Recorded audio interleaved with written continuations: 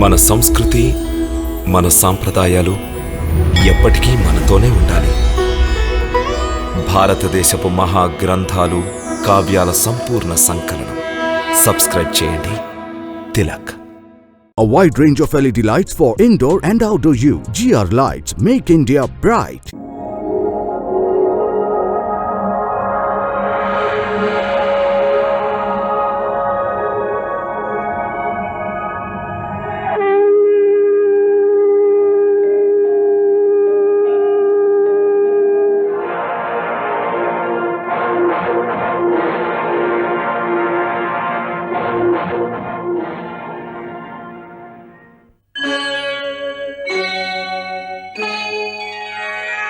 Krishna,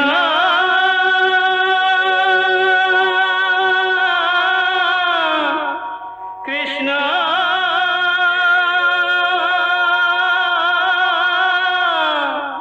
Hare Krishna, Hare Hare.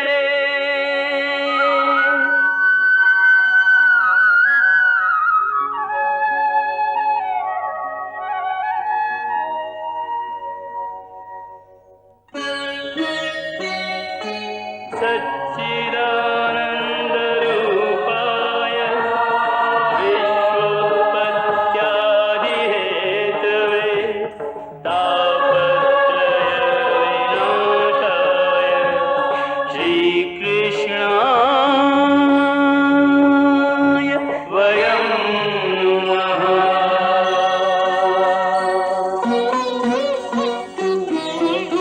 Shrikrishna Govind हरे मुरारे, हे नाथ नारायण वासुदेव.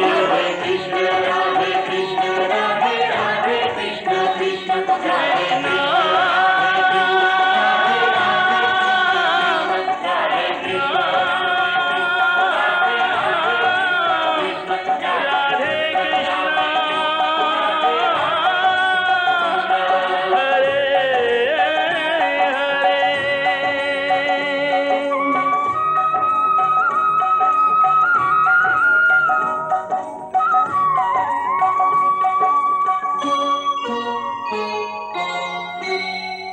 ప్రభు, కానీ మరణ సమయంలో నేను తమరిని చతుర్భుజ రూపంలో చూడాలనుకుంటున్నాను.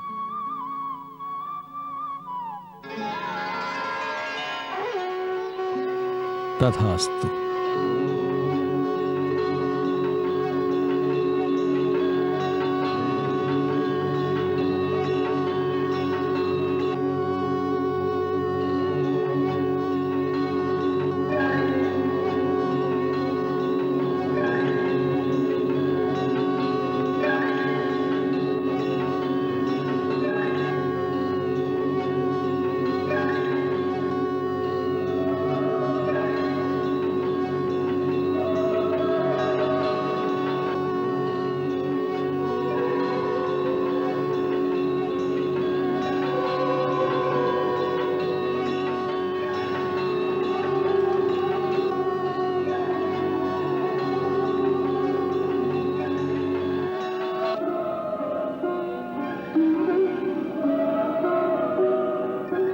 ప్రభు,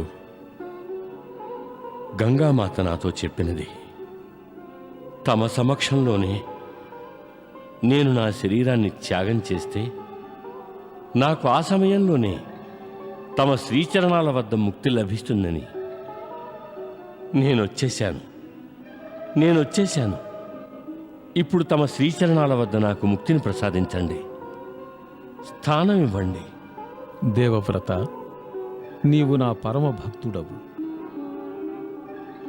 నీలాంటి భక్తులు, మహాత్ములు ముక్తిని కోరనవసరం లేదు. నీ వంటి భక్తుల కోసం ముక్తే స్వయంగా చేతులు జోడించి నుంచుంటుంది. దేవవ్రత ప్రాణులకు వారి మాత వారికి భగవంతుని కంటే ఉన్నతమైనదవుతుంది. అందుకని మాతృదేవత ఒడి నా పరంధామం కంటే ఉన్నతమైనది. చూడు, మాతృలోక ద్వారంలో నీ మాత నీ కోసం చేతులు చాచి ఎదురు చూస్తూ ఉంది.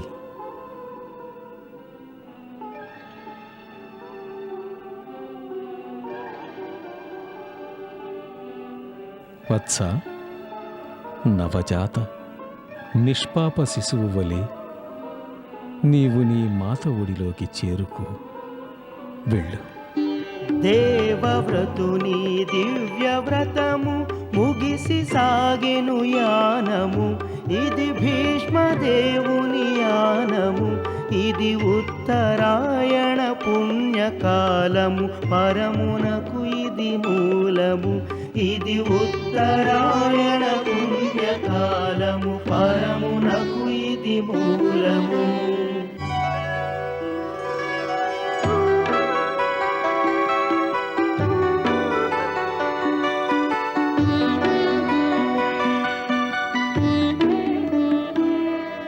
నీ నాటకాన ఇదివో రంగం. నీలీలానఘం స్వామి ప్రణామం. నీలీలానఘం స్వామి ప్రణామం. ఈ సాధన ధన్యమై కొనసాగినావు ఓ ధన్యజీవి. ఇది వందనం ఓ ధన్యజీవి. ఇది వందనం.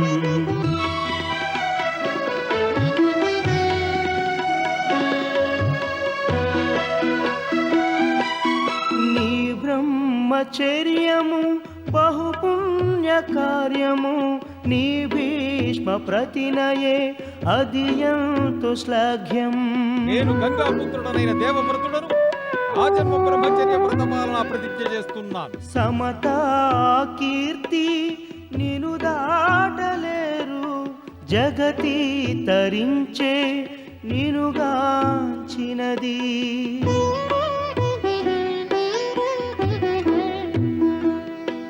నిష్కామకుండై సాగావు నీవు ఓ ధన్యజీవి. ఇది వందనం ఓ ధన్యజీవి. ఇది వందనం. నీ సాధన ధన్యమై కొనసాగినావు ఓ ధన్యజీవి. ఇది వందనం ఓ ధన్యజీవి. ఇది వందనం. నీవే స్వయంగా చేసావు శపథం. అనుకున్నది సాధించి వర్ధిల్లినావు.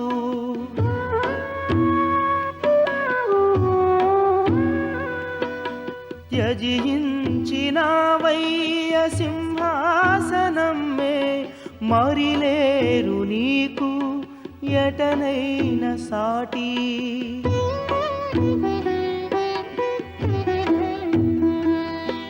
నిలిచి అధర్మాల పక్కన నీవు ధర్మము తెలిపావు. ధన్యుడవు నీవు ఓ భీష్మదేవా. ఇది వందనం.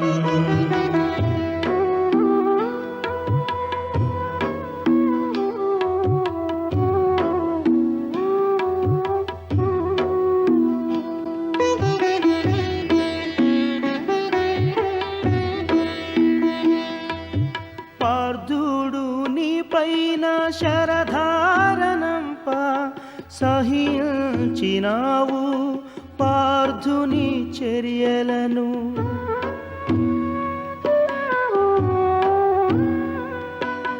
సంధించినావు శతకోటి నీవై. ప్రశ్నించు వారికి ప్రత్యుత్తరమై.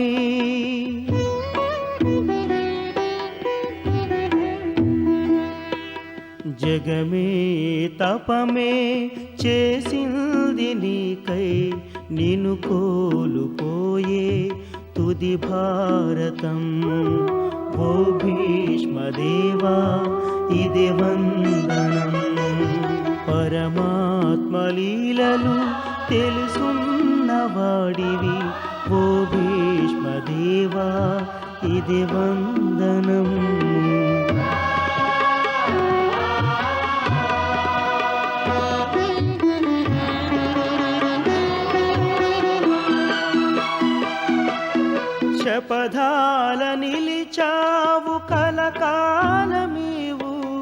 నీ కొరకు వేచే నీ జననీ గంగా.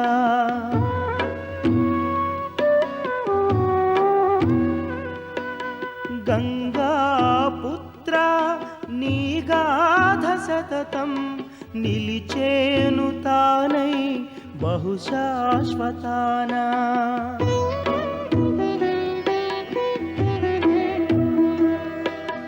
గెలిచావు మహనీయ జయమందినావు ఓ బ్రహ్మచారి ఇది వందనం.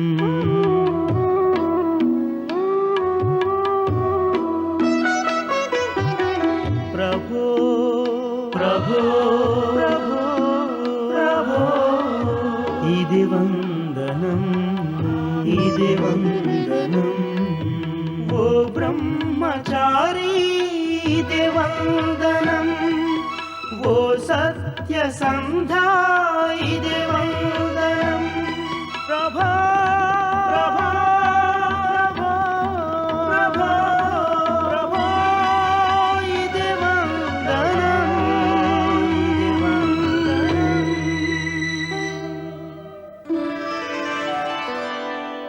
గంగా తనయుడు తానుగా తల్లిని చేరే సమయము ఏకైక పుత్రుని కోసమే వేచెను గంగా నేడిలా వేచెను గంగా నేడిలా.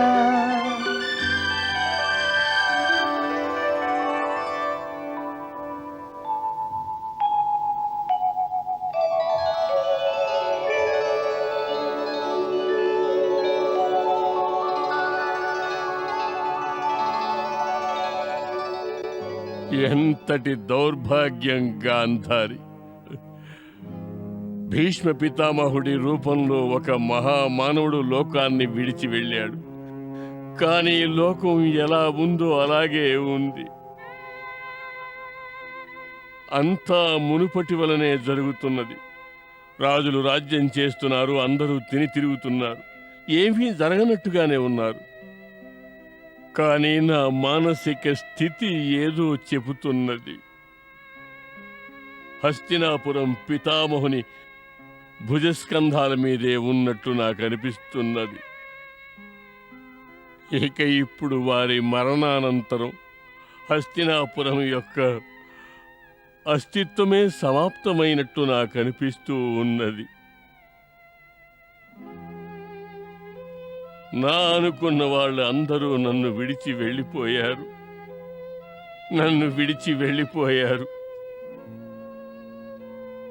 ఇక్కడ నాకు ప్రాణ సంకటంగా ఉన్నది. ఈ మందిరం కారాగృహము వలె ఉన్నది. వలలో చిక్కుకున్న పక్షి వలె ఇక్కడ నేను గిలగిలలాడిపోతున్నాను గాంధారి. మన శృతి మెత్తని ఈ శయ్య కూడా నాకు శరశయ్యవలే అనిపిస్తూ ఉన్నది. జీవితమే భారం అనిపిస్తూ ఉన్నది గాంధారి. నా భుజస్కంధాలపై ఉన్న అపరాధ భారాన్ని తలుచుకుంటూ ఉంటే నేను కుప్పకూలి సర్వనాశనమైపోతానేమో అనిపిస్తోంది. లేదు మహారాజా, లేదు. మానవుడు ఎట్టి పరిస్థితిలోనూ తన జీవిత నౌకలో పయనిస్తూనే ఉండాలి. అంటే ఇప్పుడు కూడా నీకు జీవితముపై మోహమున్నదా? లేదు మహారాజా, జీవితంపై మోహం ఉంటే నేను ఈ లోకాన్ని చూడకూడదని నా కళ్ళకి ఈ నల్లని గంత ఎందుకు కట్టుకునుంటాను? మరి మన ఇరువురం కలిసి ఈ లోకాన్ని ఎందుకు వదిలేయకూడదు? మీరేమంటున్నారు మహారాజా? ధర్మరాజు ఏమీ చెప్పకుండానే తన కర్మల ద్వారా నాకు త్యాగమనే పాఠాన్ని నేర్పించాడు. గాంధారి, నేను నా శేష జీవితాన్ని ఋషులతోటి మునులతోటి వనవాసంలో గడుపుతాను. తపస్సు చేయాలనుకుంటున్నాను. నా అపరాధాలకి ప్రాయశ్చిత్తం చేసుకోవాలనుకుంటున్నాను. దానివల్లైనా నా మనసు కాస్త తేలిక పడుతుంది. తమ మనసుని తేలికపరచడంలో నేను అవశ్యం పాలు పంచుకుంటాను మహారాజా. గాంధారి,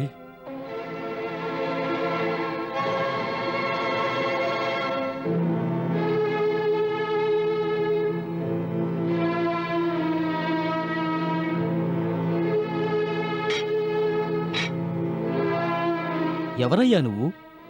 ఈ రాజమందిరంలో ఎక్కడికి వెళ్ళాలనుకుంటున్నావు? బహుశా మహారాజు గారిని యాచించటానికి వచ్చినట్టుంది. లేదు లేదు, నేను యాచించడానికి రాలేదు. మరెందుకు వచ్చినట్టు?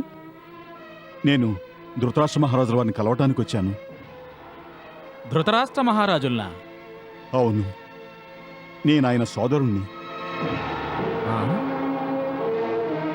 మీరు నన్ను గుర్తుపట్టలేదా?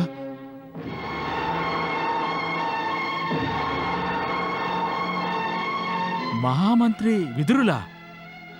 మన్నించండి, తమరిని గుర్తించలేకపోయాం. రాజ్యాన్ని విడిచి వెళ్ళి చాలా కాలం అయింది కదా. ఆ, ఈ మధ్యకాలంలో తమరిలో చాలా మార్పు వచ్చింది. మహామంత్రి గారిని ఈ పరిస్థితుల్లో మేమే కాదు, ఎవరైనా గుర్తించలేరు. ఆ, ఆ, నేను అర్థం చేసుకోగలను. అయినా మమ్మల్ని మన్నించండి మహామంత్రి. ఆ, ఆ, అలాగే.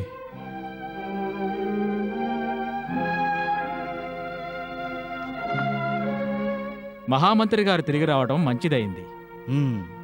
పాండవుల పట్ల కౌరవుల దుష్ప్రవర్తనకి కోపగించుకుని వెళ్ళిపోయారు. పాండవులు తిరిగొచ్చారనే వార్త విని బహుశా వచ్చుంటారు. భీష్మ పితామహుని మరణానంతరం పాండవులకి మార్గదర్శనం చేయడానికి ఎవరైనా ఉండాలిగా. నువ్వు వచ్చేసావా విదురా? నువ్వు వచ్చేసావా? నువ్వు వస్తావని నాకు తెలుసు విదురా, నాకు తెలుసు.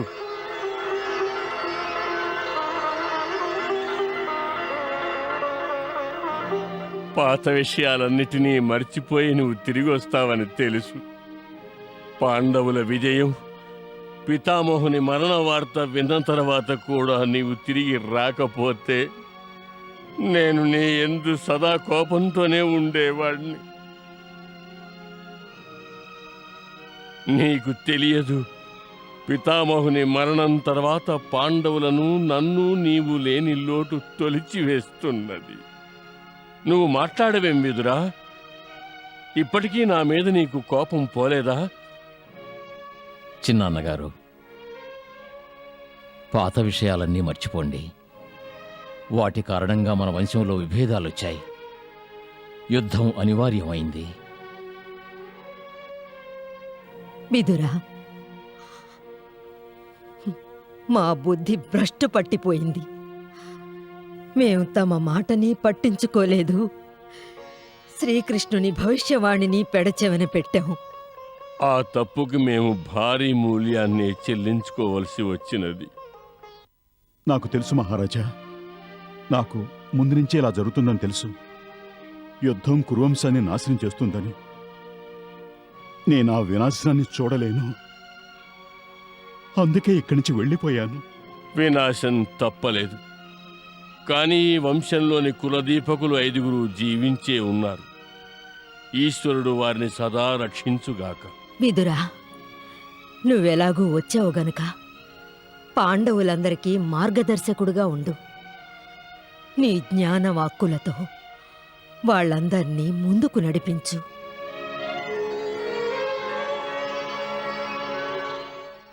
ధృతరాష్ట్ర మహారాజా, నీవు మాకు జ్యేష్ఠుడావు. నీవే పాండవులకు దారి చూపించాలి. నేను అంధుడనయ్యుండి జీవితాంతం అంధకారంలో ఎన్నో ఎదురు దెబ్బలు తిన్నాను. నేనెలా మార్గదర్శనం చేయగలను? ఇక ఈ పని నీ వలనే అవుతుంది విదురా. లేదు మహారాజా, ద్వారకాధీశుడైన శ్రీకృష్ణుడు ఉండగా ఈ పాండవులకు వేరెవరి మార్గదర్శకత్వం అవసరం లేదు. లేదు విదురా.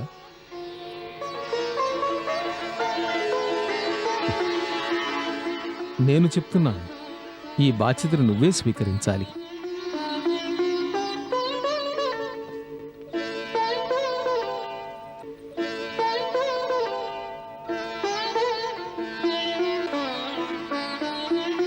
ప్రణామం ద్వారకాధీశ. విదురా, నువ్వీ రాజ్యానికి మహామంత్రిగా ఉన్నవాడివి. నిన్ను మించిన రాజనీతిజ్ఞుడు పాండవులకు వేరెక్కడ లభిస్తాడు? అందుకని నువ్వు నీ అనుభవంతో పాండవులకు లబ్ధి చేకూర్చు.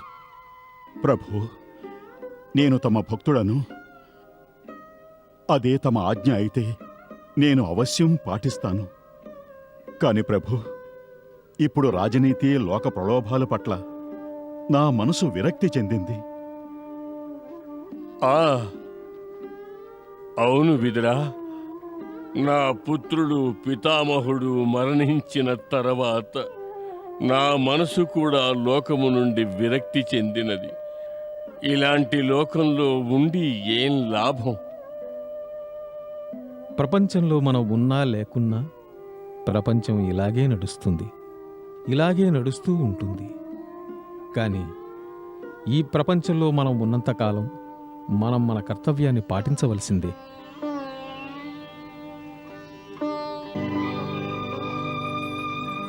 మహారాజా, తమరా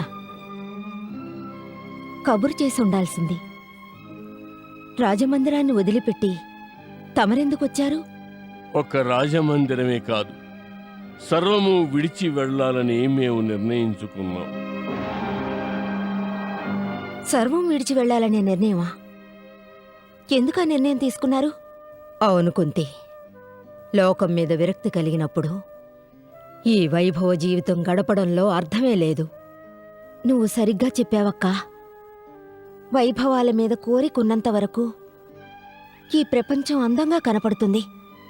ఏనాటికైనా మేము గృహస్థాశ్రమాన్ని విడిచి వానప్రస్థాశ్రమంలో ప్రవేశించాలి. పితామహుడు కూడా లేడు. ఉంటే వారిని సేవించుకుంటూ ఉండేవాళ్ళం. పుత్రులు ఎలాగూ లేరు. ఉంటే వారి బాధ్యతైనా వహించేవాళ్ళం. ఇక పాండవులంటావా రాజ్యపాలన వ్యవహారాలు చూసుకుంటున్నారు. తమరేమంటున్నారు కృపాచార్య? నేను సత్యమే చెప్తున్నాను మహారాజా.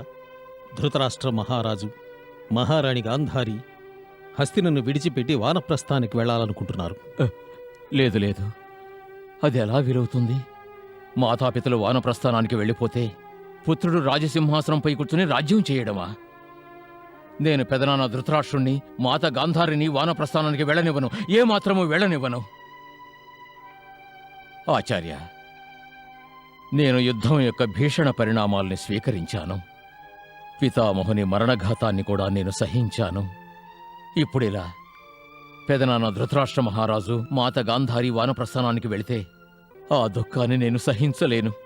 వారిని ఆపాల్సిందే ఆచార్య. మహారాజా, ఎవరైనా తమ జీవితంలో అంతిమ నిర్ణయం తీసుకుంటే ఎవ్వరూ దానిని మార్చలేరు. పెదనాన్నగారు తమ నిర్ణయాన్ని మార్చుకోవాల్సిందే. ఆయన మా కోసం తమ నిర్ణయాన్ని మార్చుకోవాల్సిందే. లేదు పుత్రా, లేదు. ఇక ఈ నిర్ణయాన్ని మార్చుకోవడం కుదరదు. తమరు మా పట్ల అంత కోపంగా ఉన్నారా పెదనాన్నగారు? ఇలా మా అందరినీ విడిచి వెళ్ళిపోవాలనుకుంటున్నారు? లేదు పుత్రా, నువ్వు ఆజ్ఞాబద్ధుడవైన పుత్రుడివి. నేను నీ మీద ఎలా కోపగించుకుంటాను? మరి మీరు మాకు ఇంత కఠిన శిక్షను ఎందుకు విధిస్తున్నారు పెదనాన్నగారు?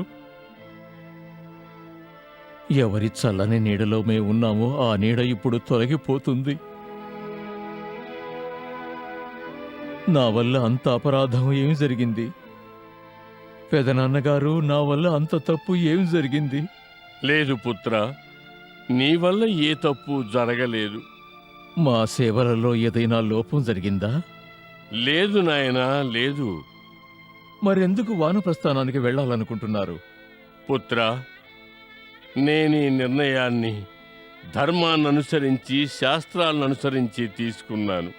వృద్ధావస్థలో రాజ్యపాలన బాధ్యతని పుత్రులకి అప్పగించి తల్లిదండ్రులు వానప్రస్థాశ్రమాన్ని స్వీకరించాలని శాస్త్రం చెబుతోంది. ధర్మనందన, కేశవ, పెదనాన్న ధృతరాష్ట్రుడు తీసుకున్న నిర్ణయం సముచితమైనదే. ఏమిటలా అంటున్నావు కేశవ? అవును ధర్మనందన, ధృతరాష్ట్రుని మానసిక పరిస్థితిని గురించి నీవు కొంచెమైనా ఆలోచించుంటే నీవు వీరిని నివారించే ప్రయత్నం చేసేవాడివి కాదు. ముఖ్యంగా చెప్పాలంటే ధృతరాష్ట్రుల వారికి ధర్మశాస్త్రానుసారం జీవనాన్ని సాగించడానికి పూర్తి అధికారం ఉంది. అలాగే ఇంకో విషయం, మీ పెదనాన్న ఇప్పుడు తన మనసును శుద్ధి చేసుకోవాలనుకుంటున్నాడు. ఆయన్ని నివారించడం ఉచితం కాదు. ధర్మనందన, మానవుడు తన వృద్ధాప్యంలో తన జీవితాన్ని సింహావలోకనం చేసుకుంటాడు. అతడు తన పాపపుణ్యాలను బేరీజు వేసుకుంటాడు. ఆ అవస్థలో అతడు అంతర్ముఖుడవుతాడు. అప్పుడు ఈశ్వరుని శరణు వేడుకుంటాడు. ఆపై తన చేతలకు పశ్చాత్తాపం చెందుతాడు. తన పుత్ర పౌత్రుల కోసం ఈశ్వరుని ఆశీస్సులు కోరుకుంటాడు. అతడా సమయంలో ఈశ్వరుని శ్రద్ధగా ఆరాధిస్తాడు. ఎందుకంటే జీవితంలోని ఈ అంతిమ పర్వంలో అంతిమ సత్యం మృత్యువేనని అతను తెలుసుకుంటాడు. మానవునికి ఏకైక తోడు పరమేశ్వరుడేనని గ్రహిస్తాడు. తానే సర్వశక్తివంతుడననే భ్రమ అతడి నుంచి తొలగిపోతుంది. ఏది ఎలా జరగాలని ఉన్నా అది ఈశ్వరేచ్ఛానుసారమే జరుగుతుందని జీవిత చరమాంకంలో గ్రహిస్తాడు. అందుకే మానవుడు తన వృద్ధాప్యంలో ఈశ్వరుణ్ణే అధికంగా విశ్వసిస్తాడు. ధర్మనందన, మీ పెదతండ్రి కూడా ఈశ్వరుణ్ణి మనస్ఫూర్తిగా ఆరాధించడానికి వనాలకి వెళ్లాలనుకుంటున్నాడు. ఇప్పుడు అతడిని ఈశ్వరారాధన నుండి మళ్లించడం ఉచితమా? శ్రీకృష్ణుడు సరిగ్గానే చెప్పినాడు. నీవు నా పుత్రుడవు, నేను నీకు పెద తండ్రిని. అందువల్లనే నీ ముందు సత్యాన్ని అంగీకరించడానికి సిగ్గు అడ్డం వస్తూ ఉండేది. కానీ ఇప్పుడిక నా మనసులోని మాటను శ్రీకృష్ణుడు చెప్పిన తర్వాత నువ్వు విను. అహంకారం, అభిమానం అనే దౌర్బల్యానికి లోబడి నేను కొంతకాలం తప్పుదారిలో నడిచిన మాట వాస్తవమే. ఇక నేను ఆ దుర్బలమైన మార్గాన్ని వదిలేసి భక్తి మార్గాన్ని అవలంబించాలని అనుకుంటున్నాను. ఏం నీకిష్టం లేదా? నేను భక్తి మార్గాన్ని అవలంబించి నా పాపాలకి ప్రాయశ్చిత్తం చేయాలనుకుంటున్నాను. మోక్షప్రాప్తి కోసం ప్రయత్నించాలనుకుంటున్నాను. ధృతరాష్ట్ర మహారాజు ఈ మాయామోహ ప్రపంచం నుండి దూరంగా ఉండాలనుకుంటున్నాడు. అతడిని మోక్షప్రాప్తి నుండి వంచితులను గావించడం ఉచితమా? వారించద్దు, వారించద్దు, ధృతరాష్ట్రుల వారిని వారించద్దు.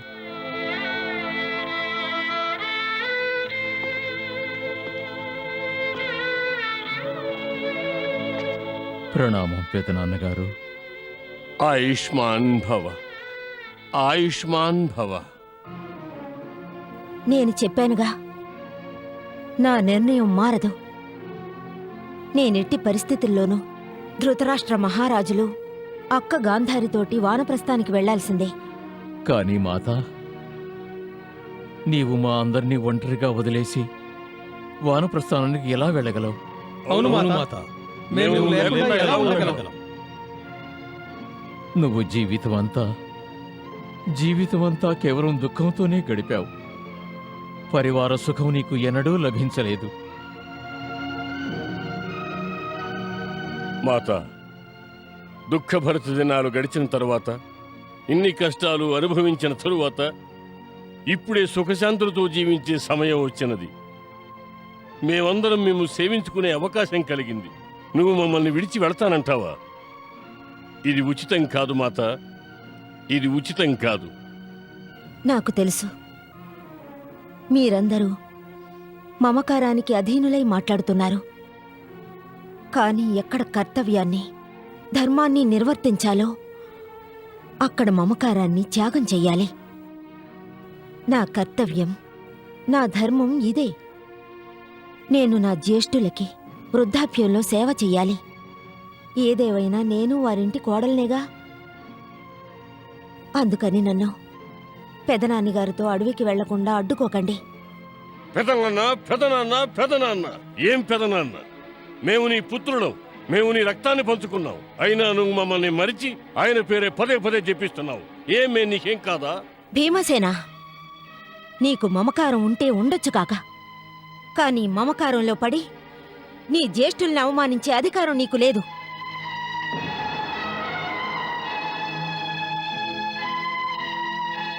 ధృతరాష్ట్ర మహారాజు, అక్క గాంధారి మీకు మాతాపితల వంటి వారు.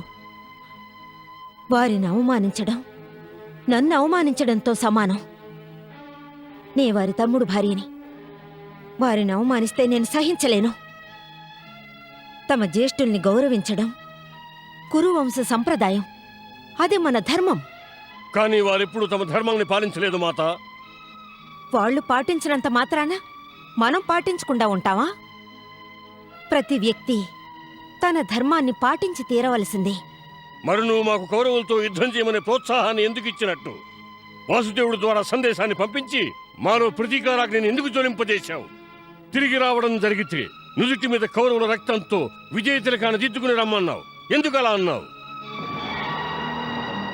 ఆ సమయంలో నేను ఒక స్త్రీగా నా కర్తవ్యాన్ని నిర్వర్తించాను. ఒక క్షత్రియకాంత ధర్మాన్ని నిర్వర్తించాను. ఏ స్త్రీ అయినా, ఏ క్షత్రియకాంతైనా తన బిడ్డల గౌరవమైనా, తన కోడలి శీలాన్ని నిండు సభలో అవమానపరుస్తుంటే ఎలా సహించగలదు?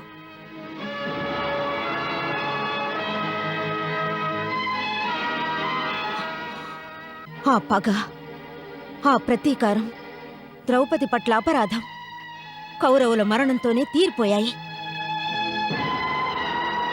కుమారులారా, నన్ను అర్థం చేసుకోవడానికి ప్రయత్నించండి. ఎలా అయితే నా మనసును రాయి చేసుకుని మీ అందరికీ దూరం అవుతున్నానో, అలాగే మీ అందరూ కూడా మీ మమకారాలకి కళ్ళెం వేయండి. నేను నా కర్తవ్యాన్ని, ధర్మాన్ని నిర్వర్తించడంలో అడ్డుపడకండి.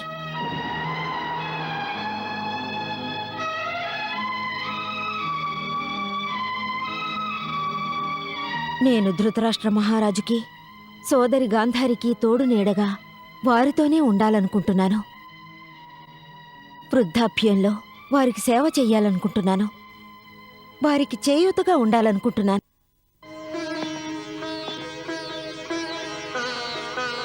భళా అత్త భళా.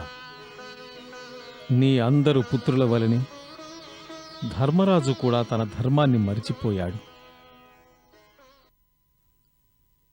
కాని నువ్వు నీ ధర్మాన్ని మర్చిపోలేదు. పాండవులారా, ధర్మాన్ని పాటించేటప్పుడు బంధాలు అనుబంధాలు చూడరాదు. ధర్మం యొక్క ఈ పాఠాన్ని మీరందరూ ధర్మయుద్ధం చేసిన తర్వాత కూడా మర్చిపోయారా? ఇది మర్చిపోకండి. పరిస్థితులతో పాటు మానవుడి ధర్మం యొక్క పరిభాష కూడా మారిపోతుంది. మానవుడు వేరువేరు రూపాలలో తన ధర్మాన్ని పాలించాల్సొస్తుంది. మీ మాతైన మహారాణి కుంతి కూడా అటువంటి మహానారే. ఈమె స్త్రీ యొక్క వివిధ రూపాలలో తన ధర్మాన్ని అత్యుత్తమంగా నిర్వర్తించింది. పుత్రికగా తన మాతాపితల గౌరవాన్ని కాపాడడం కోసం తన జ్యేష్ఠపుత్రుడైన కర్ణుణ్ణి త్యజించింది.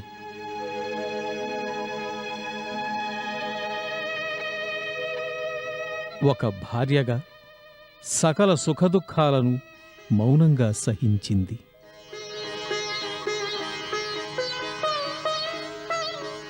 ఒక మాతగా కేవలం తన పుత్రులనే కాక ముఖ్యంగా మాద్రీపుత్రులను కూడా తను కన్నబిడ్డలుగా భావించి ప్రేమను పంచింది. ఒక అత్తగారిగా తన కోడలి మాన మర్యాదలని, పరువు ప్రతిష్టల్ని రక్షించడం కోసం తన పుత్రులకి మహాయుద్ధంలో తమ ప్రాణాల్ని కూడా లెక్క చెయ్యొద్దని ఆదేశించింది.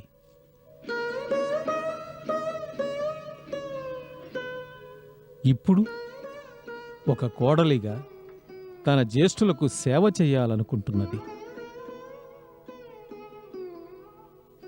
భళా కుంతి భళా, ధన్యురాలవు నీవు, ధన్యురాలవు.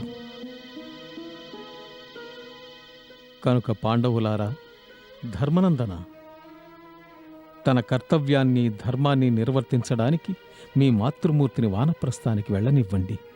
ఈ లోకంలో ఎలా మసలుకోవాలో, సంప్రదాయాలను ఎలా కాపాడుకోవాలో, ధర్మపాలనని ఎలా చెయ్యాలో తెలియజేయడానికి ఉత్తమ ఉదాహరణగా మీ మాతృమూర్తిని మిగలనివ్వండి.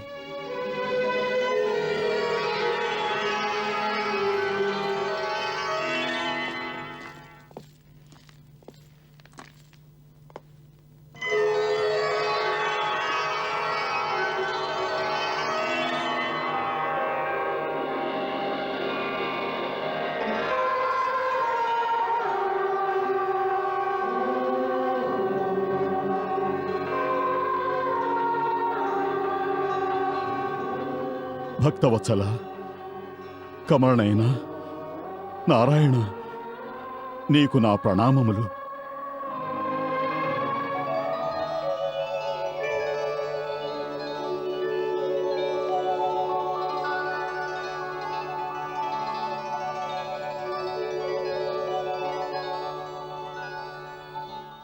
ప్రభు, సర్వాంతరయామి, నువ్వు తాపస్సుల తపస్సు, దేవతలకే దేవుడివి, సమస్త చరాచరాలకు ప్రభువి.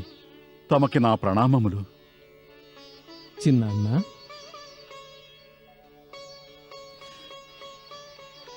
నేను తమ భక్తుణ్ణి ప్రభు.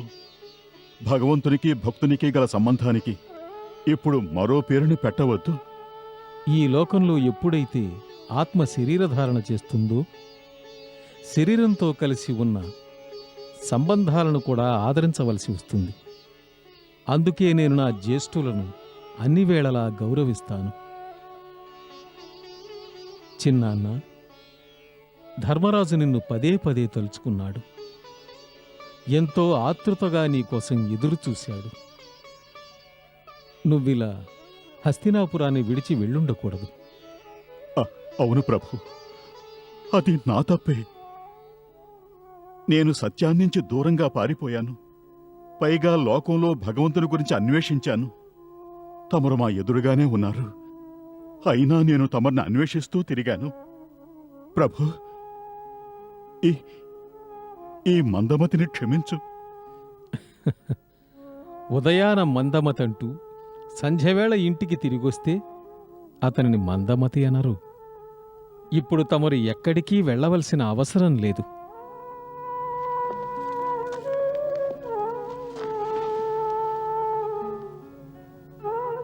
నీవు అంతర్యామివు ప్రభు. ఇప్పుడు హస్తినాపురాన్నే కాదు, నేను ఈ లోకాన్నే విడిచి వెళ్ళవలసిన సమయం ఆసన్నమైంది. నేను కేవలం తమ దర్శనం చేసుకోవటం కోసమే తిరిగి వచ్చాను. ప్రభు, నా జీవితంలో అంతిమ పర్వం కూడా సమాప్తం కాబోతోంది. అంతకుముందు తమరి శ్రీముఖం నుండి గురూపదేశం వినాలనుకుంటున్నాను. నేను నిన్ను తార్కిక దృష్టితో తెలుసుకోవాలనుకుంటున్నాను. నా కోరిక మన్నించి నన్ను అనుగ్రహించు ప్రభు. మహామంత్రి, నన్ను దేవతలు గాని, గంధర్వులు గాని, పిశాచాలు గాని, రాక్షసులు గాని తార్కిక దృష్టితో తెలుసుకోలేరు. అయినా నేను నీ ఇచ్ఛను నెరవేరుస్తాను. నీవు నా పరమతత్వాన్ని తెలుసుకోవాలనుకుంటే సంక్షిప్తంగా ఒకటి తెలుసుకో. ఈ సకల తత్వాలకి నేనే సూక్ష్మ ఆత్మస్వరూపాన్ని. ఉత్తమ తత్వమేదైనా ఉంటే అది నేనే. నేను భూత, వర్తమాన, భవిష్యత్తులకు ఆద్యుణ్ణి. కాని నాకు ఆద్యులు ఎవరూ లేరు. పృథ్వీ, వాయువు, ఆకాశం, జలం, అగ్ని, మనస్సు, బుద్ధి, తేజస్సు, సత్వగుణము, రజోగుణము, తమోగుణము, ప్రకృతి, వికృతి, విద్య, అవిద్య, శుభం, అశుభం ఇవన్నీ నా నుండే ఉత్పన్నమైనవి. ఎప్పుడు ఇవి ఏవీ లేవో అప్పుడు నేనున్నాను. ఎప్పుడు ఇవి ఏవీ ఉండవో అప్పుడు కూడా నేనుంటాను. ఆత్మతత్వాన్ని తెలుసుకోవాలనుకునే పురుషుడు విభిన్న హేతువుల ద్వారా దాన్ని సాక్షాత్కరింపజేసుకుంటాడు. ఆ ఆది మధ్యాంతరహితుడైన సనాతన పురుషుణ్ణి నేనే. సమస్త భూత ప్రాణులు నా నుండే ఉద్భవించాయి. అలాగే నా ద్వారానే మరలా జీవనధారణ గావిస్తారు. ప్రళయం సంభవించినప్పుడు సర్వము నాలోనే లీనమైపోతాయి. మహామంత్రి, నన్ను ఎవరు ఎలా తెలుసుకుంటారో నేను వారికి అలాగే కనిపిస్తాను. యజ్ఞం చేసే కర్తలు నన్ను యజ్ఞం అంటారు. వేద విద్వాంసులు నన్ను వేదమని అంటారు. ధర్మ, అర్థ, కామ, మోక్ష, కర్మజనిత జనన మరణాలు సర్వము నా స్వరూపాలే. వత్స, ఈ లోకంలో మాయామోహాలచే భ్రమకు గురైన వారు నా పరమస్వరూపాన్ని తెలుసుకోలేరు. కాని ఎవరు నిత్యం నిరంతరం నా భక్తిలో లీనమయ్యుంటారు వారే నా స్వరూపాన్ని అర్థం చేసుకోగలరు. మహామంత్రి, ఇప్పుడు నీకు చెప్పబడిన విషయాలన్నీ దేవతలకు మానవులకు రహస్యములైనవి. అవే పరమ కళ్యాణకారకాలయ్యున్నవి. అందుకని నీవు వీటినే మోక్షాభిలాషగల పురుషులకు మార్గాలని భావించు. ప్రభు, నేను అనుగ్రహితుడినయ్యాను. ప్రభు, నేను దివ్యరహస్యాన్ని తెలుసుకున్నాను. నా ప్రభువును కలుసుకోవాలనే కోరిక నన్ను దహింపజేసినది. ఎన్నాళ్ళు నన్ను తపింపజేసినది. ఒక ద్వారం నుంచి ఇంకో ద్వారానికి తిరిగేలా చేసింది. కాని నాకిప్పుడు ఒకే ద్వారం కనపడుతోంది, నా ప్రభు భక్తి అనే ద్వారం. అవును ప్రభు, లోకంలోని మాయామోహాల వలయంలో ఇప్పుడు నేనిక చరించలేను. తమరు నాకు పాండవుల్ని సేవించమని ఆదేశాన్నిచ్చారు. ఆ భారాన్ని ఇప్పుడు నేనిక మోయలేను ప్రభు. ప్రభు, నన్ను క్షమించండి. ఇక ఈ లోకాన్ని వదిలి వానప్రస్థానికి ఆజ్ఞ ఇవ్వండి ప్రభు. అప్పుడే నిరంతరం నా ప్రభువుని స్మరించుకోగలుగుతాను. నా ఈ వినతిని మన్నించు ప్రభు, మన్నించు. తథాస్తు.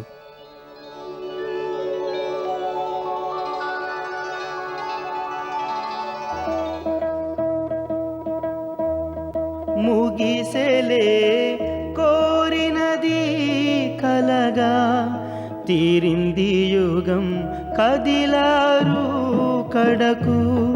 అడవులకై సాగి కదిలారు కడకు. ముగిసెలే కోరినది కలగా, తీరింది యుగం కదిలారు కడకు. అడవులకై సాగి కదిలారు కడకు.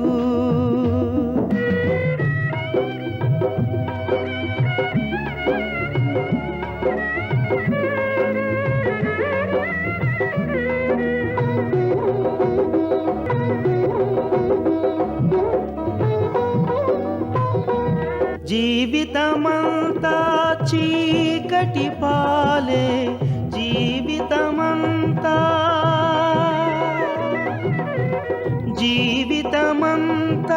చీకటి పాలే.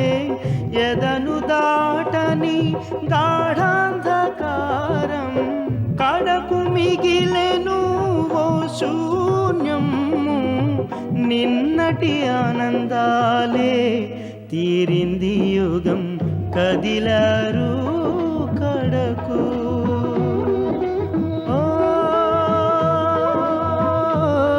ముగిసెలే కోరినది కలగా, తీరింది యుగం కదిలారు కడకు.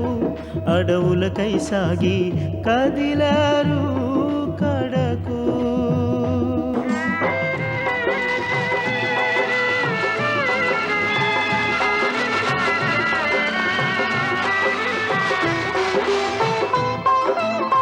మోహము చేసెను మాయాజాలం, మోహము చేసెను,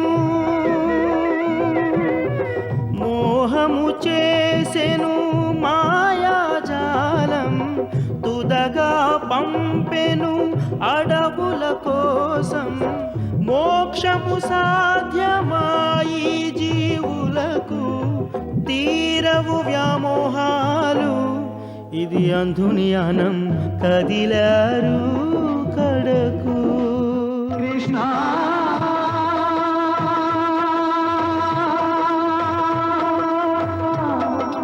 హరి